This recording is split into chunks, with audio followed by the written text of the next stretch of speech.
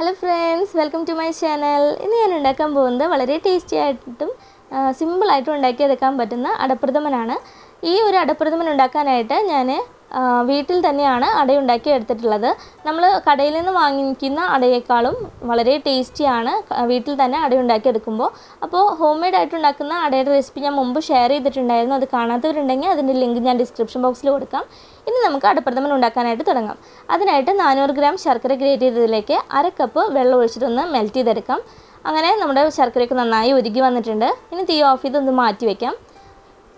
അതിനുശേഷം ഒരു പാൻ എടുത്ത് അതിലേക്ക് 2 ടേബിൾ സ്പൂണോളം നെയ്യ് ഒഴിച്ചു കൊടുക്കുക. ഇനി ആ നെയ്യിൽ കുറച്ച് നാളികേരം കൊത്തിയതും അതുപോലെ കാഷ്യൂ നട്ടും മുന്തിരിയും സെപ്പറേറ്റ് ആയിട്ടൊന്ന് വറുത്തെടുക്കണം.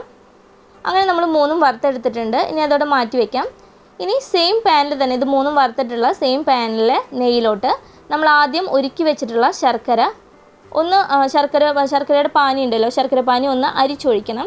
അതിനുശേഷം അതിലേക്ക് നമ്മൾ ഉണ്ടാക്കി വെച്ചിട്ടുള്ള അട 2 കപ്പോളം ചേർത്ത് കൊടുത്ത് നന്നായി ഇളക്കി ശർക്കര പാനിയിലത്തെ വെള്ളമൊക്കെ ഒന്ന് വറ്റിച്ച് ഒന്ന് കുറുക്കിയെടുക്കണം കേട്ടോ. അപ്പോൾ അതിൽ കിടന്ന് നമ്മുടെ അട ഇങ്ങനെ നന്നായി ശർക്കര പാനിയൊക്കെ വലിച്ചെടുത്ത് നല്ല സോഫ്റ്റായിട്ട് വരും.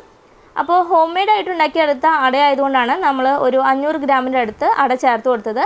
ഇപ്പോൾ നമ്മൾ ഡ്രൈ ആയിട്ട് നമ്മൾ കടയിൽ നിന്നൊക്കെ വാങ്ങിക്കുന്ന അടയാണെന്നുണ്ടെങ്കിൽ 200 ഗ്രാം ചേർത്ത് കൊടുത്താൽ മതിയാവും, 200-250 ഗ്രാം ചേർത്ത് കൊടുത്താൽ മതിയാവും. കാരണം അത് ഡ്രൈ ആയതുകൊണ്ട് തന്നെ അത് ഒന്ന് തിളപ്പിച്ചെടുക്കുമ്പോൾ നന്നായി വീർത്ത് വരും. ഹോം മെയ്ഡ് ആയിട്ട് ഉണ്ടാക്കിയെടുക്കുമ്പോൾ 500 ഗ്രാം ചേർത്തെടുക്കണം കേട്ടോ. ഇപ്പോൾ നമ്മുടെ ശർക്കരയിൽ കിടന്ന് നമ്മുടെ അടയൊക്കെ നന്നായി സോഫ്റ്റായി നല്ലതുപോലെ കുറുകി വന്നു. ഇനി അതിലേക്ക് 3-ാം പാല് 3 കപ്പ് ചേർത്ത് കൊടുത്ത് നന്നായി ഇളക്കി കൊടുക്കുക. എന്നിട്ട് മീഡിയം ഫ്ലെയിമിൽ ഇട്ടിട്ട് തന്നെ ഇത് നന്നായി ഒന്ന് വറ്റിച്ചെടുക്കണം. അപ്പോൾ ആ തേങ്ങാപ്പാലിൽ കിടന്ന് നമ്മുടെ അടയൊക്കെ നല്ലതുപോലെ നല്ല സോഫ്റ്റായിട്ട് വരും. എന്നാൽ ഉടഞ്ഞു പോകുന്നില്ല കേട്ടോ. എന്നിട്ട് അതിലേക്ക് 1 നുള്ള ഉപ്പും 1/2 ടീസ്പൂൺ ഏലക്കായും പഞ്ചസാരയും കൂടി പൊടിച്ച പൊടിയും ചേർത്ത് കൊടുത്തിട്ട് വീണ്ടും ഇളക്കി കൊടുക്കുക. നന്നായി തിളച്ച് അതൊന്ന് വറ്റി വരണം. ഇപ്പോൾ കുറേശ്ശെ ഒന്ന് വറ്റി വന്നിട്ടുണ്ട്. കണ്ടില്ലേ, നമ്മുടെ അടയൊക്കെ നല്ല സോഫ്റ്റായിട്ട് വന്നിട്ടുണ്ട്. അതുപോലെ ആ ശർക്കര നീരൊക്കെ പിടിച്ച് നല്ലൊരു ബ്രൗൺ കളറായിട്ടോ അടയ്ക്കൊക്കെ. ഇനി അതിലേക്ക് 2-ാം പാല് 1 കപ്പാണ് ഞാൻ ചേർത്ത് കൊടുക്കുന്നത്. 2-ാം പാല് 1 കപ്പ് ചേർത്ത് കൊടുത്തിട്ട് അതിലേക്ക് ഞാനിപ്പോൾ കുറച്ച് കാഷ്നട്ടും മുന്തിരിയൊക്കെ നമ്മൾ വറുത്ത് വെച്ചിട്ടുള്ളത് ചേർത്ത് കൊടുക്കുന്നുണ്ട്. അപ്പോൾ ഈ ഒരു സമയത്ത് ചേർക്കണമെന്ന് നിർബന്ധമൊന്നുമില്ല. പക്ഷേ അതിൽ കിടന്ന് അതിങ്ങനെ നന്നായി സോഫ്റ്റായി വരുമ്പോൾ ഒരു പ്രത്യേക ടേസ്റ്റാണ്. അപ്പോൾ ചിലർക്ക് ചിലപ്പോൾ അങ്ങനെ അത്രയും സോഫ്റ്റ് ആവുന്നത് ഇഷ്ടമല്ല എന്നുണ്ടെങ്കിൽ ലാസ്റ്റ് നമ്മൾ 1-ാം പാൽ ചേർത്തതിന് ശേഷം ചേർത്ത് കൊടുത്താലും മതി. ഞാനിപ്പോൾ നേരത്തെ ചേർത്ത് കൊടുത്തതേ ഉള്ളൂ കേട്ടോ. എന്നിട്ട് നന്നായി അതൊന്ന് കുറുക്കിയെടുക്കാം. 2-ാം പാൽ ഒഴിച്ചിട്ട് നന്നായിട്ട് വറ്റിച്ചെടുക്കണം. എന്നാലാണ് ആ ഒരു അടപ്രഥമൻ നമുക്ക് സദ്യയിലൊക്കെ കിട്ടുന്ന പോലെ നല്ല കട്ടിക്ക് കിട്ടുള്ളൂ. ഒത്തിരി കട്ടി വേണ്ടെന്നുണ്ടെങ്കിൽ ഒത്തിരി കുറുക്കിയെടുക്കേണ്ട ആവശ്യമില്ല. ഞാനിപ്പോൾ നന്നായി ഒന്ന് കുറുക്കിയെടുക്കുന്നുണ്ട്. 2-ാം പാൽ ഒഴിച്ചിട്ട് നന്നായി ഒന്ന് വറ്റിച്ചെടുക്കുകയാണ്.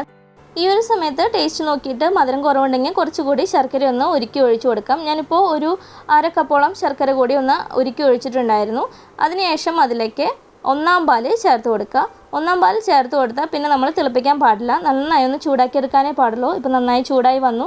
ഇനി നമുക്ക് തീ ഓഫ് ചെയ്തിട്ട് ഇതൊരു സെർവിങ് പ്ലേറ്റിലോട്ട് മാറ്റാം.